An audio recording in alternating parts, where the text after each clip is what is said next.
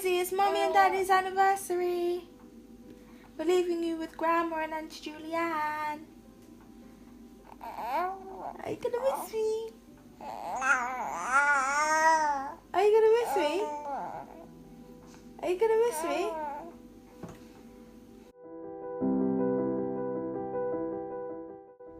Hey guys, welcome back to our channel. And today is the 8th of September, which marks the beginning of our wedding weekend. So last year on the 8th of September we had our registry wedding, so our legal wedding, and then on Sunday the 10th of September will be our wedding anniversary. So we started to celebrate today. We're on our way to a restaurant in London, and then we're staying overnight, so it's going to be our first time leaving Ezra overnight. So yeah, we just thought we'd take you a bit on our journey today.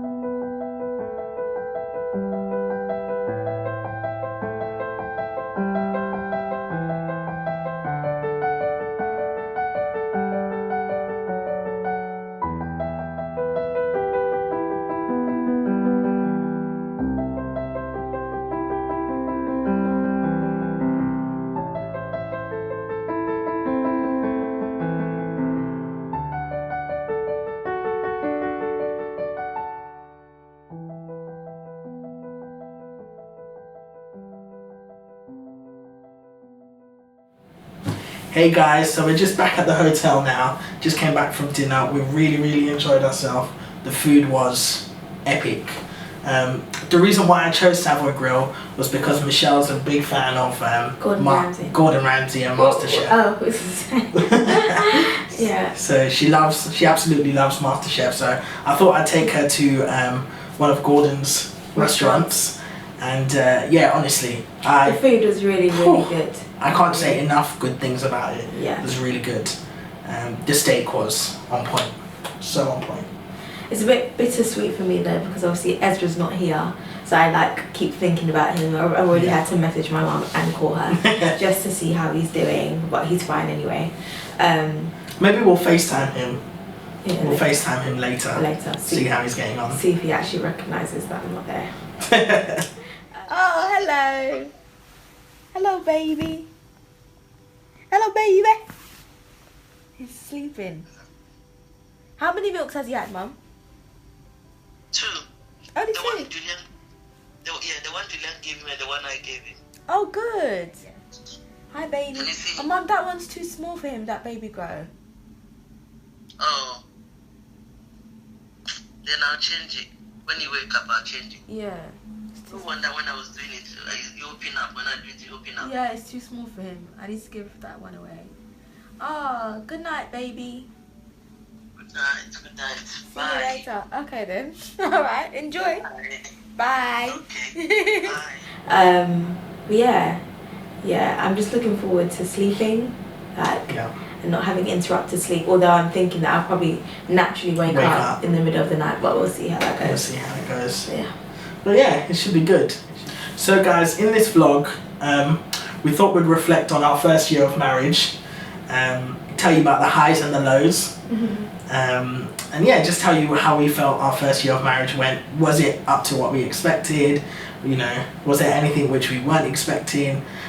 One thing I'd say is, since we started our YouTube channel, a lot of people like, oh, India meets Ghana, goals, you know, our marriage is like goals. But yeah, I just really want to encourage people, like, it's not, our marriage is not actually goals. Like, there's no such thing as goals. You know, every marriage is different, no two marriages are the same. Yeah. So you just have to embrace marriage for what it is. Don't don't put someone else's marriage at the benchmark of what you want your marriage to be like. And I think as well, you have to remember when we do post and stuff, it's probably us posting on our better days. Yeah. So behind every marriage there is work, I would say. Yeah. Like you see us smiling like this, sometimes we have some tough days. It's true. So I say, yeah, we're not goals. No. There's nothing wrong with you seeing us as an example, but we are not goals. Yes. So, what would you say has been your highlight of the first year marriage? I think, to be honest, personally, although, you know, saying Ezra, you know, having a child, Ezra is like the highlight, and yes, that's like the obvious highlight, but I think the secondary highlight is like actually being able to enjoy time with Michelle, you know, just like chill out, do whatever we want to do, not like ask for permission to kind of have to see you or ask our parents, oh, can we go out tonight? You know, and obviously before our marriage that was kind of like a thing because we were living with our parents and so forth. So I think that part of it is like really enjoyable because we can just do whatever we want, almost like, if that makes sense. So yeah, I've really enjoyed that. I would say my highlight has been the banter that we have. I feel like I married my best friend, and that's true. It's not just an actual saying because we were best friends from back in the day. So I feel like it's been really nice to just obviously hang out when Amit's working from home. Yeah. Chill out, share some fun jokes and laughter. Like I love nighttime as well. Not for the reason that some guys not because of that, but it's just like I think sometimes that's when we have our best conversations. Yeah, absolutely. At the end of the day when we're winding down, so I say that's what I love. That's like our quality time. I mean, a lot of people say like, oh, they have quality time when they're having dinner or when they've come back from work or anything like that. I think for us, it's bedtime. It's bedtime. Like when we're in bed, we can just be chilling, talking about anything, and just we can just really unwind. And funnily enough, I think when obviously Ezra wakes up in the middle of the night and let's say we just put him down to bed, sometimes those are the times that we actually have our conversations. Literally. So whilst we're waiting for him to just be settled and stuff. So I think, it's been nice. I would definitely say, I think some people say, they'd rather wait to have kids and whatever else. Each their own, obviously. Yeah. But I don't feel like having kids has hindered us in any way. I wouldn't say it's a burden. Like a lot of people go on about children as if they're a burden to a relationship or a marriage. I wouldn't say they're really a burden. I think you learn to work around it. Yeah, that's what I think. And another thing I'd add actually is prior to Ezra, I think, you know, we used to talk every single day and communication was okay, but I think our communication has actually improved since having a child because it's just opened up so many more like opportunities for us to actually spend time together and talk. Like even when Ezra wakes up in the middle of the night, we're both up. Sometimes you can't get back to sleep, you have to talk. So it's just, you know, there's so many more opportunities to like have those conversations, dwell in each other's like presence and just bounce off one another. So I'd definitely say that's like an added benefit. Okay, so what have been your downsides in marriage? Did I say? Downside in marriage. I don't know if that makes sense, but you know what I mean. The not so good. The not so good, yeah. I said we've had our arguments, we've had our fair share of disagreements, you know, again along the way the whole cultural integration and that element of it has brought up its own dilemmas and its own problems. You know, it wasn't a thing where once we got married that was going to disappear. Yeah. I think it's going to be a battle that we face for the rest of our life almost. So I think that in our first year that's probably been like the biggest shock. But yeah, I think mainly just the arguments and stuff because you now spend like 24/7. Yeah, I think sometimes the tension is heightened a bit. Yeah. Because you can't. It's not necessarily that I can just walk out of the room. Like, I can't actually just do that because we live in the same house. Yeah. So I would say it is a bit like when there is an argument. Like if we've had like a big argument. I don't know if we've had like a major argument. I don't think we've had a massive one. But when we've had our bigger arguments, it is a bit more awkward. And in terms of arguments, I'd say it's more like disagreements. So like we're having like a standoff because I disagree with something Michelle's saying or vice versa. I think, to be honest, that has probably been the hardest part of marriage for me, because I'm generally the type of person that I might not say that I'm upset straight away, but I will show you that I'm upset. Yeah. Whereas now it's more like I have to talk about it, like I'm forcing, which is a good thing, because I think you get over it faster if you actually say what's wrong with you. Yeah. Whereas I think before, when we weren't married, it was just easy for me to just keep it to myself, push it under the rug, and then save the argument for a later date. Until it's like blown up. And then I'm just like, I didn't know you felt like this. Yeah. But yeah. So. It's true. It's true. So yeah, I'd say arguments for both our parties, like, it's not the downside, but maybe the element or the aspect of marriage which we thought, oh, you know, I suppose which we didn't expect before marriage. And loads of people tell you married couples argue and so forth, but you know, no matter how much they tell you, you always have this perception of, what on earth am I going to argue about with Michelle? Like, it's just not going to happen after 6 years of being together. Surely we've had all our arguments. You will always have something to argue about, because you're both two different people. You come from two different homes. Whether or not you're from India and someone's from Ghana, no matter if you're both from Ghana, if you're both from India, whatever the case, two people living in the same proximity are bound to. The fact that you're from two different families will like be enough, because your upbringing is different, regardless if you're the same race, the same culture, and so forth. Just your upbringing within two different families will cause you to have differences. So that alone can trigger an argument. But yeah, I think we've done well. Okay. We've done well. What is something that I do that obviously you didn't know before you were married to me that kind of annoys you? Something that you do which annoys me, which I didn't know you do. Or maybe you could have known it before, I don't know. That's a difficult one.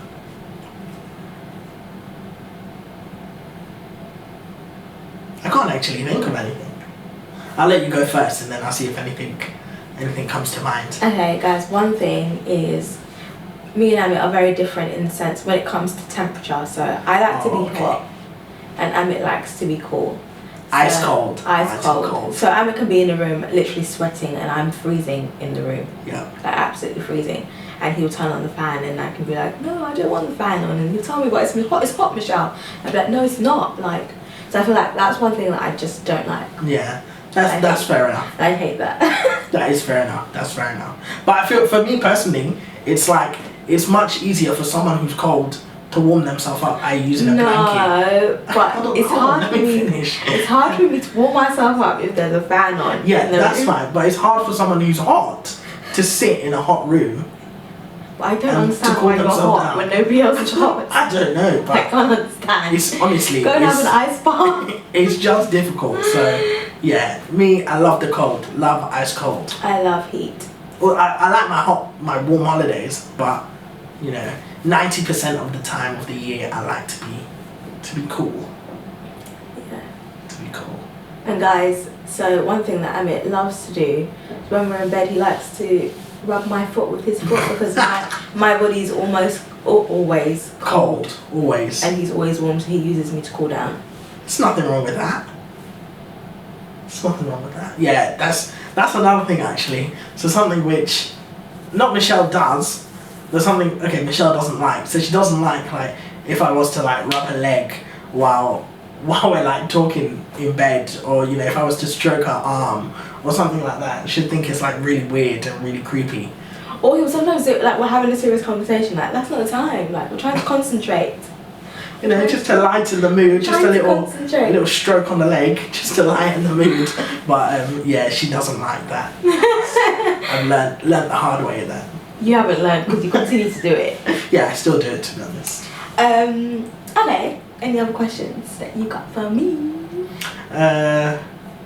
Something which you expected to kind of happen, or something which you wanted to happen in your first year of marriage, but it didn't quite happen. Like I could probably go first to give an example. Yeah, go first. Like for me, for example, my ambition or my goal, my aim was to always make sure, or to try and make sure that I owned my own house in the first year of marriage. I agree with that. But it hasn't happened. So I would say, not that it's like a letdown or anything like that, but I'd say, yeah, if there was anything that I could add to make the year even more amazing than it's already been, have our own home. would be to have our own home. But there's always year number 2. Year number 2. That's our goal. That's our goal. Yeah, that's our goal for our 2nd year of marriage. Yeah, get a house. Get a house. That's our ambition. Okay. How about you? That was a good one. That was a good one. I can't think of anything else that I'd want to do. I don't know. Surprised you didn't say something like have twins instead of just having one. No, no. I would like to have another child, but I've had to put that dream on hold for some other plans. Or some other plans. So baby number 2 is something in the future. Pending. Yeah, pending for now. Okay guys, so that was just a quick review of our year so far. I hope you've enjoyed this video. It's quite short, but enjoy the pictures, the videos of what we do later on, whatever else. And thank you all for your lovely wishes and for all your lovely messages. We really appreciate it. Oh, and guys, we have a giveaway running. We will do a separate video just to explain what it's more about, but you might see it on our social media channels. So if so, spread the word, comment, like and subscribe.